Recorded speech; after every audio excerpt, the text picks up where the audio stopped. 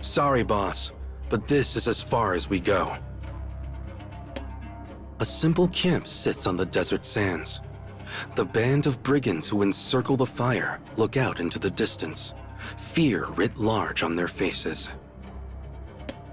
For their gazes rest on the White Fortress, also known as the Thieves' Graveyard. Nestled between desert and sea, this great castle awes all who lay eyes upon it.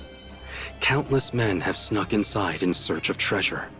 Countless men have lost their lives. The brigands at the fire voice their displeasure to their leader, a young thief of meager years. The power and influence of the band has grown rapidly, and they came to the ends of the desert to make an even greater name for themselves. The young thief yells at his ragged men. He knows they must be alert at all times if they are to claim the treasures of the White Fortress. But his fellows are overcome with fear at the sight of the castle, so much so that some take the path of the coward and flee. The older men yell, the younger weep. The thief sighs as he watches the scene unfold. A long line of people stand at the entrance to the White Fortress, queued neatly before its impossibly high gates. They are the nouveau riche, come to attend a fine banquet. As they wait, beggars mill about, hoping for the occasional alms or act of charity. The thief weaves his way to the front of the line as though he belongs there. The guard manning the gates stares at him, shocked. Begging your pardon, sir, but the line begins over. I do not appreciate being made to wait, interrupts the thief. His attitude is haughty, his voice filled with unwavering confidence. It is a quality held by only a certain kind of person. It cannot be learned or affected. It is something that must be born into. The boy is clad in resplendent clothing. The jewels decorating his garments glint beneath the torches of the gate. Yet though he wears naught but fakes, his attitude tricks the eye into belief. A moment later, the guard concludes he is different from the nouveau riche, and his gruff expression becomes a cordial smile. My apologies, sir. Right this way. With barely an effort, the thief has entered the White Fortress through its front gate. His gorgeous clothing flutters behind him as he walks. The plan is for him to enter alone, then throw treasures out the window so his subordinates can gather them up. It is a clever plan, nearly foolproof. But as the thief follows his guide through a covered passageway toward the Great Hall, he looks out beyond the walls. He spots several shadows moving under the cover of darkness, his subordinates. Their backs are turned to the castle, their footsteps leading them into the vast desert beyond. They're leaving me, thinks the thief. They are abandoning their leader. But I pity them all. His subordinates are letting slip the perfect opportunity.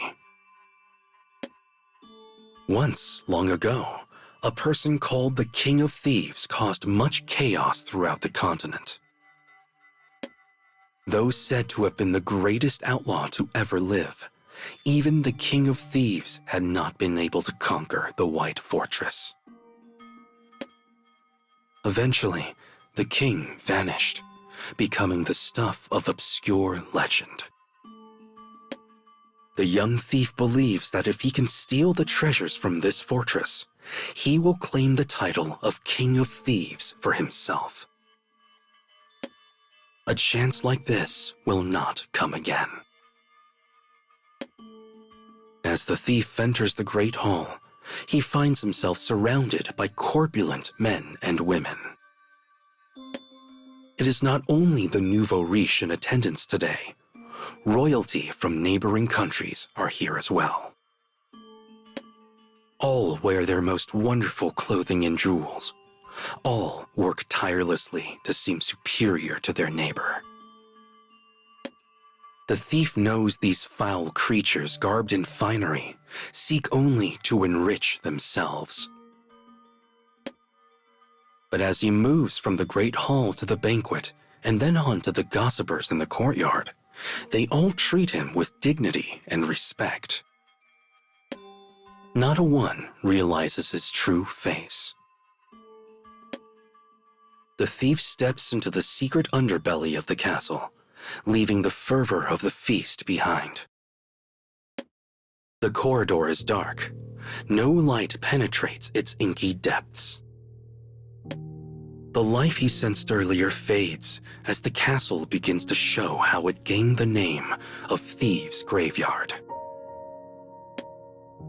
As he leaps over a pit of spikes, great venomous snakes fall from the ceiling. It seems the time for cleverness has come, murmurs the thief. As those words escape his lips, the floor begins to fall away, revealing a gaping abyss whose maw threatens to swallow him whole. After avoiding countless tricks and traps, the thief finally reaches the end of the corridor. He finds himself at the pinnacle of the White Fortress, the vault.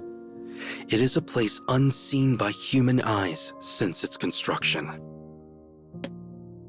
No traps threaten his life anymore. He stands face to face with a dusty wooden door. With great care, he pushes the barrier aside. The ceiling is open above him, offering views of all the stars in the sky. And there, in the middle of the treasures from across the continent, rests the thief's ultimate goal. "There you are," he whispers, "at long last." The treasure chest sits pretty beneath a beam of moonlight. The lock glints faintly, as though attempting a final, desperate resistance. It does not take long for the thief to notice the weighty chains encircling the chest. They slither and scrape across the ground, dully reflecting moonlight as they move. For they are attached to something. His gaze follows the chain. He finds it attached to an elderly woman. She rests alone, locked to the chest. Her body is gaunt, her hair a tangled nest. Her tattered clothes are barely worthy of the name. She is most like a servant or a slave. But housed in her eyes is a will too powerful to be contained.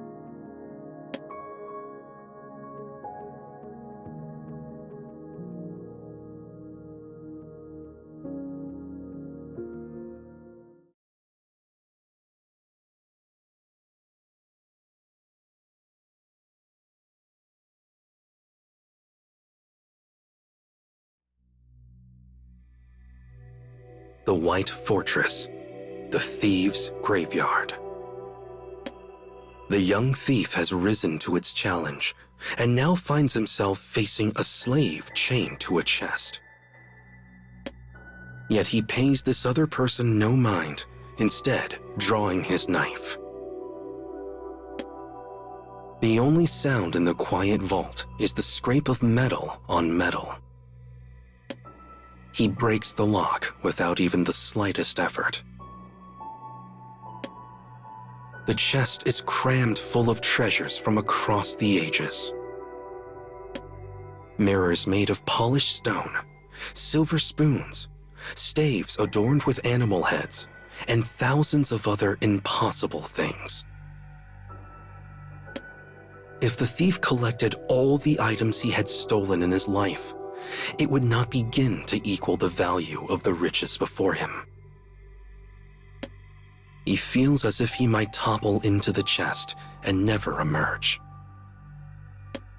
From the end of her chain, the elderly woman watches him intently.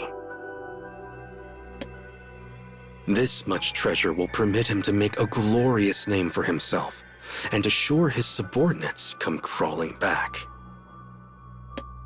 In his excitement, he lifts up the chest and gazes out from the top of the white fortress. The massive castle stands betwixt desert and sea. One half of the view is ocean, the other sand. Yet he cannot see his final destination, his own kingdom. Perhaps he can cross the desert alone at night. It is a reckless idea, mad, but it could be his only. I see an unusual conversation partner has been carried to me on the ocean wind. Comes a woman's voice. Once a slave, now a thief. Oh, but I mark you well. The thief whirls around in shock. Not because of who, but why. The bound elderly woman rests on the floor, a faint smile crossing her face. The thief looks her over anew. Her long hair reaches her chest. Her skin is thin and colorless as papyrus. The heavy chains which bind her have scarred her deeply. He does not recognize her. Yet how can someone he has never met know from whence he comes? No one has ever seen his past before. No one. You press your thumb to the blade when using your knife, chuckles the woman. You may leave slavehood, but it never leaves you. The thief was not even aware he was doing such a thing. The dull knives given to slaves are not securely attached between blade and handle. As such, they are forced to hold the blade in place with their thumb to prevent its separation. The woman has seen right through him, and he finds himself enraged. Silence, crone, before I take your tongue. But the woman only smiles all the wider. Your accent betrays you as Eastern-born. You must have been from a well-off family indeed. Stolen away as a child, perchance? The thief reels, for she has hit the mark a second time. The woman quickly closes the distance between them, chains rattling behind her. She saw through his secrets at a glance. She guessed his birthplace with a word.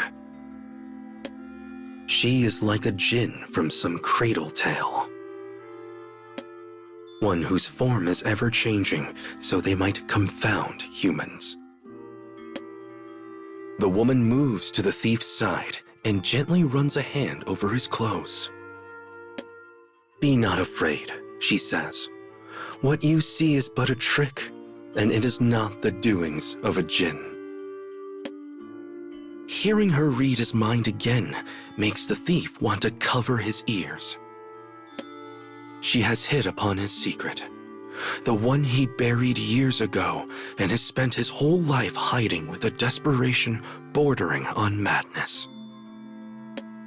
Shall I guess why you've come to steal from this place? Her voice is low and deep. The fact it comes from such an emaciated body is impossibility writ large. The strange aura around the woman drives a thorn of fear into the thief's heart. Enough, he croaks. No more. He has his knife at the ready and could easily dispatch a person so weak and old in years. Yet despite this, he cannot so much as raise his hand, much less remove her tongue. She presses her face close to his. You come to laugh at the foolishness of the rich.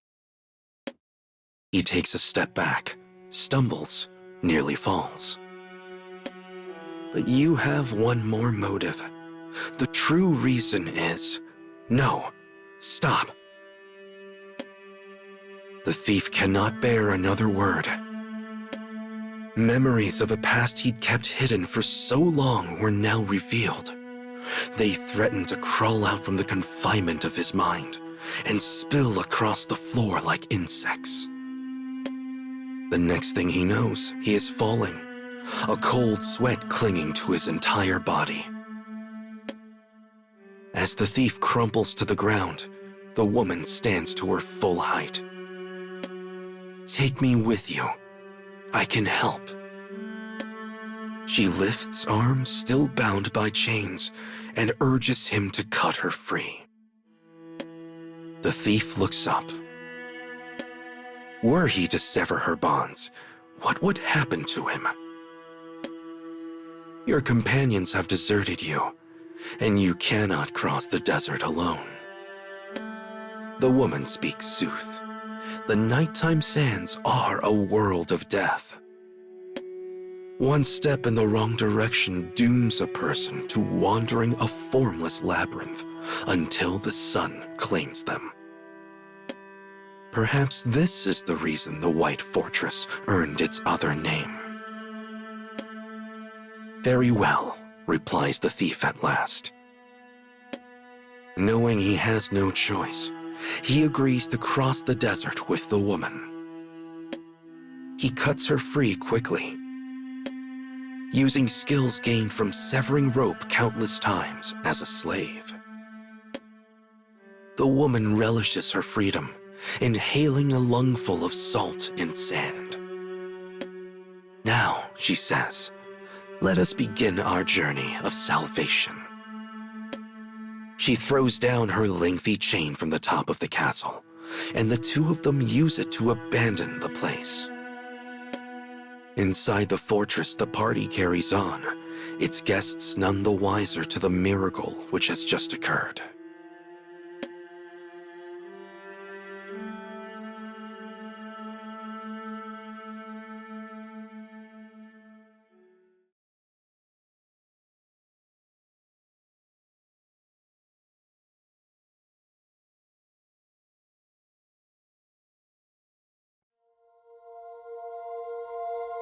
Footprints leave brief trails in the sand. Having escaped the White Fortress, the young thief and the aged slave move across the midnight wastes. The White Fortress is distant now, no more than a brief spot on the horizon. It is the formerly chain-bound woman who leads him home. She occasionally looks to the sky, checking the direction. They forge onward through the sand, always sure of the way. The gentle night breeze teases her long hair, creating soft waves. Stars glitter in the night sky. Sand glows under the light of the moon. The sight is beautiful, and yet it is a world that strains life with trial. The thief wraps his clothes tightly around him to keep the cold away, following the woman as closely as he dares. As they walk, she begins to spin her tale. Certain circumstances led her to being imprisoned in the White Fortress, where she had been made to guard the treasure for many a lonesome year. It was there, at the pinnacle of the castle, that she cultivated her power, the magical skill that allowed her to see through the secrets of others. She chuckles at the deep wounds the chains left on her body, claiming them as prizes rather than scars. As the moon reaches its zenith, they come to a stop. Before them towers a dune high as a mountain. At its peak sits an enormous ship. A remnant of a bygone era, intones the woman, one unable to keep pace with the current. Devoid of all its propelling force, the stranded ship sits perfectly still atop the mound. The two travelers approach, gazing up at its massive bulk. Though it has rotted over the ages, the masthead still speaks of its former glory. The thief hates boats, for they bring back memories of his days as a slave, memories he had vowed to never think of again. But it is a small sacrifice in the grander scheme of things, so he signals the woman that they will make camp inside. They enter through the side of the rotting vessel. It is a perfect place to keep away from the cruel bite of the wind. Yet the thief cannot calm the unease in his chest.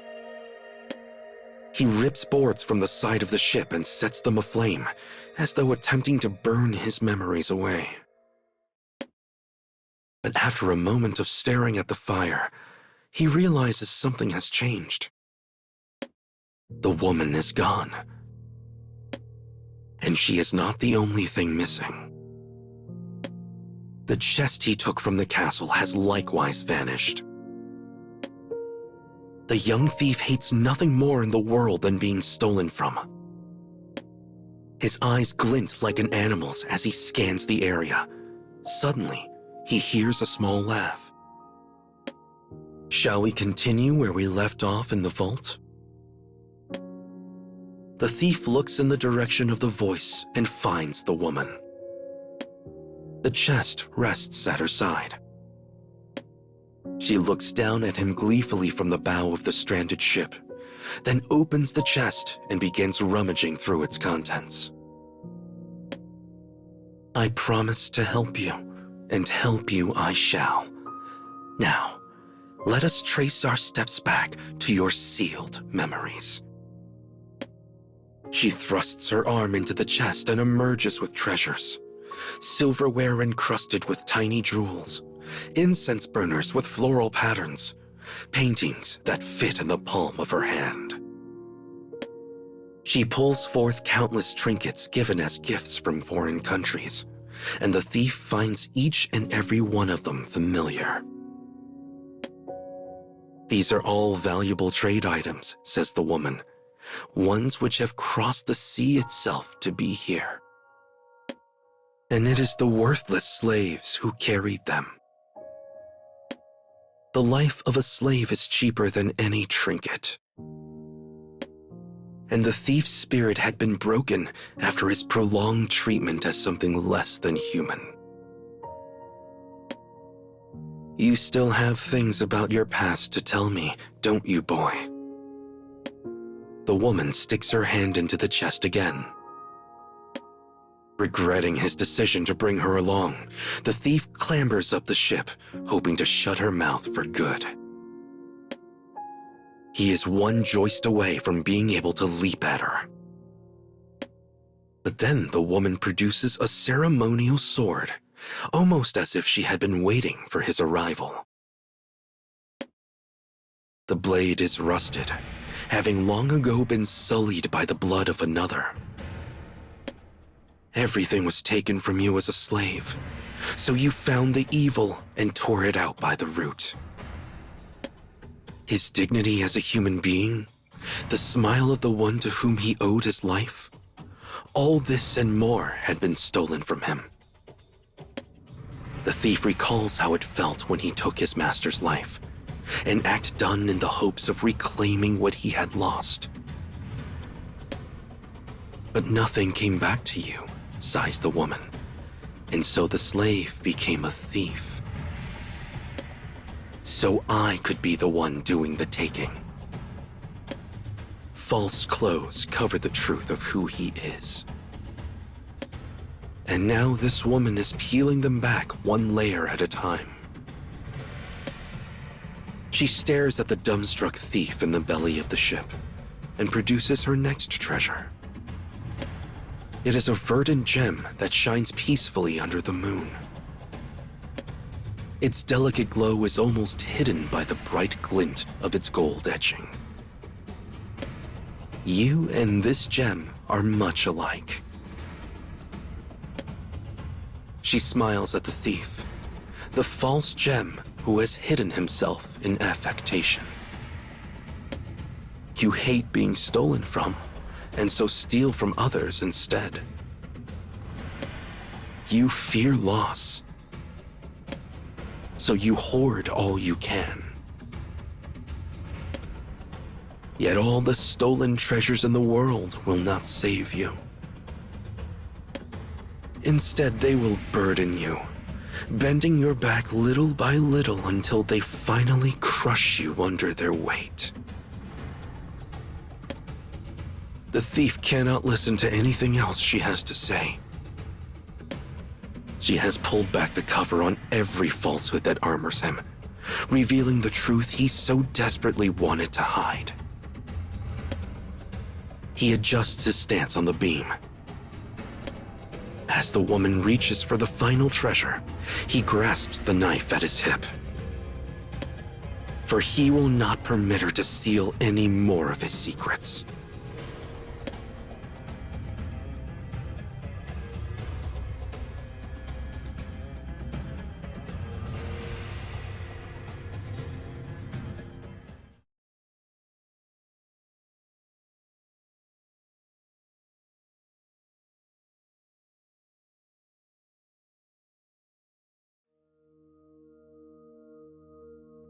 The shipwreck was meant to be a place of respite for the night, yet the slave woman is attempting to peer into the thief's past once again.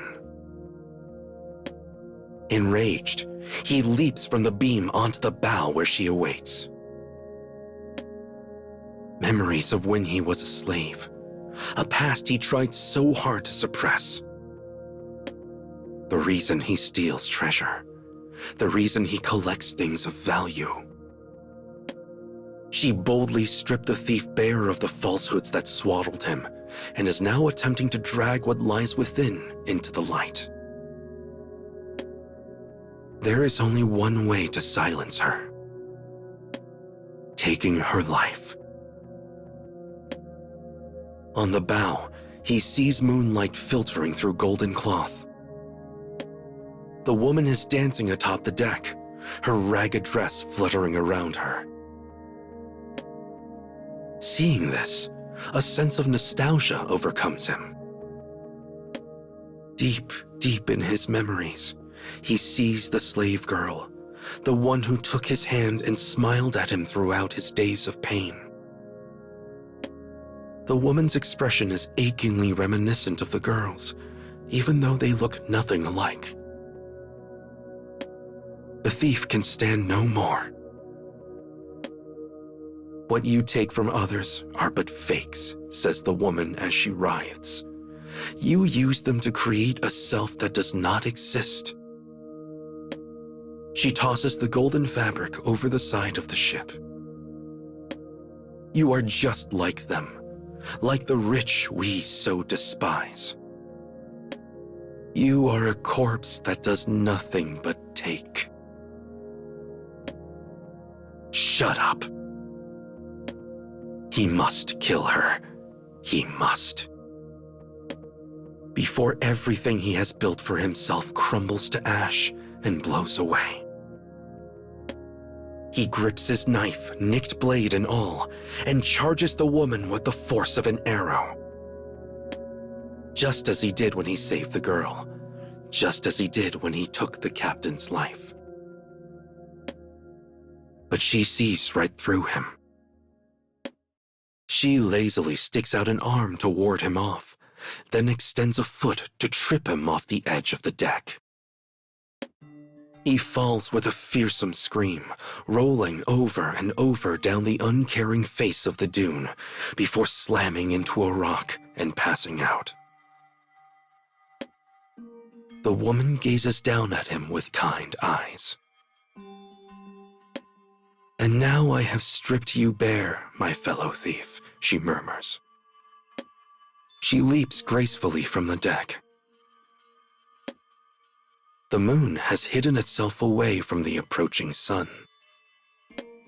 As dawn kisses the horizon, a lone woman strides across the desert. She cradles a young thief in her arms. Clad in his falsehoods, the thief sleeps like a baby. She brings him into the ship and gently lays him down. A single ray of light stretches across the ground, signaling the end of that night's world of death. All that remains of the woman are a set of footprints on the sand. The thief feels an unpleasant warmth on his eyelids. As he opens his eyes, the sun's powerful light filters through the rotting wood, washing over him. He is in the belly of the ship. And with that realization comes another. He has been stripped bare of all the finery with which he decorated himself. His knife, gone. His clothes, gone. He has nothing. He lies there in a daze. Beside him, etched into the sand, are these words: "Remember the day of your birth." A bird with a long tail has been drawn next to the phrase. It is the symbol of the King of Thieves, the one renowned throughout the continent. She got me. The woman he had freed from the White Fortress, the woman who crossed the desert with him, was the vanished King of Thieves all along. She had become a slave, bound to the vault in the White Fortress. What had she experienced in all that time spent with those who did not consider her human? She had spoken of the rich who stuffed themselves at the banquet. She named them corpses who did nothing but take, and then named him the same. And while the thief hates them, he walks the exact same path. The woman had tried to tell him the right way to live. Though abrasive, her methods befitted the King of Thieves. The thief considers this. He has been stripped of everything. He stares blankly at the sky. How long has it been since he simply sat and gazed upon a clear blue sky? He feels refreshed, an emotion he thought lost long ago. And strangely, he finds a smile pulling at his lips. A thought suddenly comes to him. I should get back. I need to steal some clothes for myself. He has no need to hide himself in false treasures. All he needs are clothes that will let him run as he pleases, clothes that let him survive. With his mind set, the naked thief leaves the ship in higher spirits than he has ever known.